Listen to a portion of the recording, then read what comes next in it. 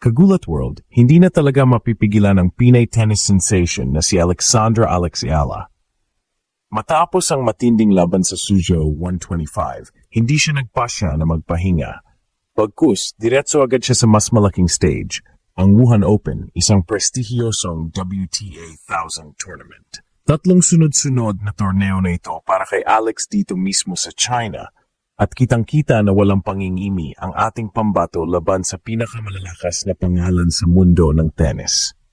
Ngayong Sabado, October 4th, nakatoka si Ala sa qualifying round laban sa Japanese star na si Moyuka Uchijima.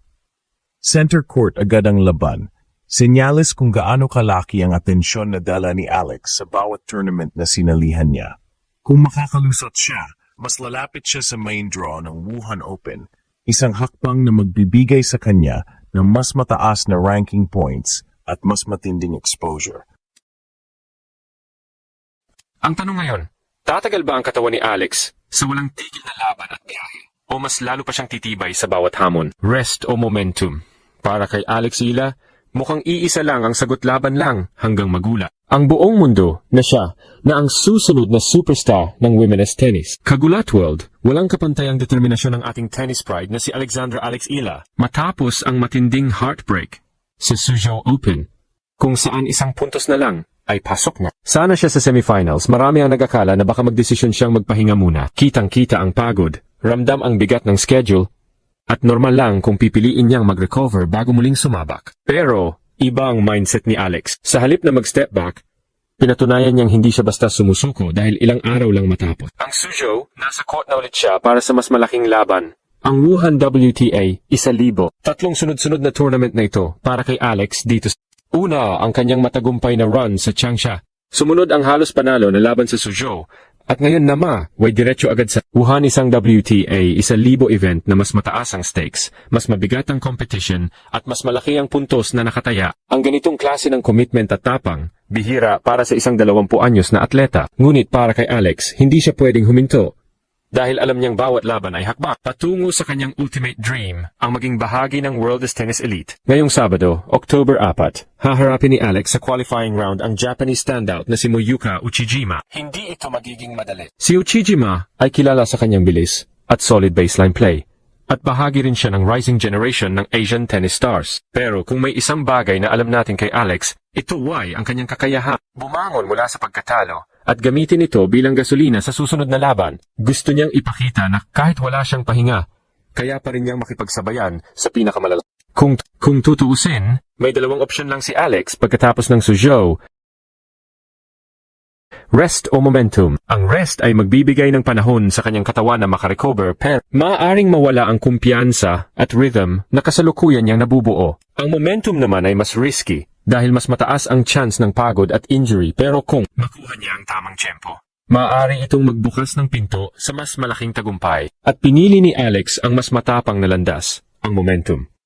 Para sa isang batang atleta, ito ay isang all-in bet. Alam niya na kung maganda ang resulta sa Wuhan, hindi lang ito magiging dagdag sa kanyang ranking. Mas mahalaga, magsisilbi itong mensahe sa buong tennis world na may isang Pina na hindi lang nakikisabay kundi handang manggulat at manghamon sa lahat. At kung magpapatuloy ang kanyang fighting spirit, baka nga mas lalo pa siyang umangat bago pa man dumating ang Guangzhou Open sa Sa ngayon, abangan natin kung paano sasagutin ni Alex ang hamon ng pagod, pressure at mataas na competition. Isa lang ang malinaw, wala siyang planong umatras, at ang laban niya ay laban nating lahat. Kagulat World, sa bawat laban ni Alexandra Alex Ila, hindi lang ranking points ang nakataya, kundi ang respeto ng buong tennis world. At ngayong sasabak siya kontra Moyuka Uchijima sa Wuhan WTA, 1,000 qualifiers. Isa itong showdown na pwedeng magbago ng momentum ng kanyang buong Asian swing.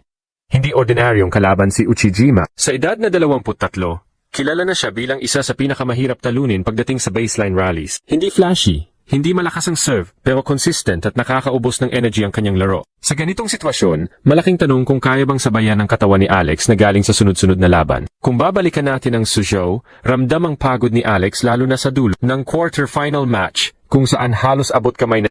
Ang cramps at tulas na nangyari sa huling bahagi ay malinaw na senyales na kailangan niya ng recovery. Pero kahit ganon, pinili pa rin niyang lumaban agad. Dito makikita kung gaano siya kadesidido. Para bang sinasabi ni Alex, mas mahalaga ang momentum kaysa pahinga. At sa larangan ng tennis minsan, Iyon ang nagiging susi para makuha ang breakthrough run. Sa harap ng Uchijima, dalawang bagay ang magiging malaking factor para kay Alex: explosiveness at variety. Nakita na natin sa Changsha at Suzhou kung paano niya binasag ang rhythm ng mas malalakas at mas matataas ang ranking. Drop shots, down the line winners, at fearless aggression ang kanyang sandata. Kung kaya niyang pabilisin ang laro at iwasan ang long rallies na pabor sa kalaban, may malaking chance siyang maunahan at ma-outsmart si Uchijima. Pero kapag nadala siya sa grind game ng hapon, posibleng lumabas ulit. Ang pagod at cramps isang panganib na hindi pwedeng baliwalain. Bukod sa physical battle, mental game din ang Si Alex ay galing sa heartbreak loss. Si Uchijima naman may advantage ng mas fresh na katawan. Kaya malaking usapan dito kung sino ang mas tibay ang mentality. At kung pag-uusapan ng puso at fighting spirit, walang duda na may lamang si Alex. Sa edad na 20, dala niya ang milyon-milyong Pinoy fans na naniniwalang kaya niyang maghatid ng inspirasyon sa court. Hindi lang ito laban ng isang atleta, kundi laban ng isang bansa na gusto patunayan na kaya nating makipagsabayan sa pinakamalalaking entablado. Kung mananalo si Alex sa Wuhan qualifiers, hindi lang ito dagdag puntos sa rankings, mas malaki ang implikasyon nito. Una, mapapakita niyang kaya niyang i-handle ang tatlong sunod-sunod na tournament nang hindi bumabagal ang performance. Ikalawa, makakakuha siya ng mas malaking exposure laban sa mas matitinding kalaban na makikita sa WAA 1,000 main draw. At higit sa lahat, makakapagpadala siya ng mensahe sa buong tennis community na hindi siya basta rising star lang, isa siyang seryosong contender. Kagulat World, ito ang klase ng laban na nagbibigay ng Pilipinas versus Japan, youth versus endurance, momentum versus recovery. Isa itong all-or-nothing moment na magtatagda kung hanggang saan kayang dalhin ni Alex ang kanyang katawan, isip at puso. Sa Sabado ng gabi, lahat ng tanong ay magkakaroon ng sagot. Kagulat World, isang bagong kabanata na naman ang susulat ngayong Sabado. Hindi biro ang tatlong sunod-sunod na laban na sinabak ni Alexandra Alex. Iyala, sa loob lamang ng ilang linggo Changsha, Suzhou at ngayon Wuhan. Para bang walang pahinga, walang atras at walang takot. Sa edad na 20, ito ang ultimate test ng kanyang tibay at diskarte. Lalaban ba siya bilang batang tigre na uhaw sa bawat pagkakataon? O matututo siyang balansihin ang kanyang katawan para sa mas mahabang laban sa hinaharap? Pero ngayong nakalinya na ang showdown kontra Moyuka Uchijima, malinaw, wala nang atrasan. Center court ng Wuhan WAA, 1,000 qualifiers. Milyon ang nakatingin at milyon din ang nagdadasal na muling maghatid ng gulat si A. Ito ang laban na hindi lang tungkol sa ranking, kundi sa respeto at pagkilala. At kung sakaling mapagtagumpayan niya ang hamon, magiging malinaw sa buong mundo. Ang Pinay Warrior na ito ay handa ng makipagsabayan sa pinakamalalaking entablado. Kagulat World, abangan natin ang sagot sa tanong, sapat ba ang lakas ni Alex para magpatuloy?